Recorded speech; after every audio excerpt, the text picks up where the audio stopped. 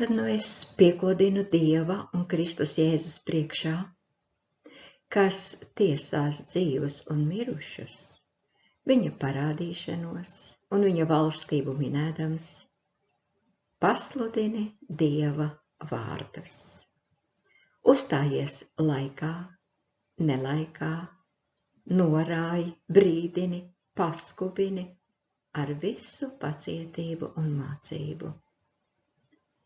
Jo nāks laiks, kad viņi nepanesīs veselīgo mācību, bet uzkraus sev mācītājus pēc pašu iegribām, kā nu ausis niez, un novērsīs ausis no patiesības, bet piegriezīsies pasakām. Bet tu paliec skaidrā prātā visās lietās, paciet ļaunumu, dari evaņģēlista darbu, izpildi savu kalpošanu līdz galam. Jo es jau topu par ziedojumu, un manas atraisīšanas laiks ir pienācis. Labo cīņu es esmu izcīnījis, skrējienu esmu pabeidzis, ticību esmu turējis.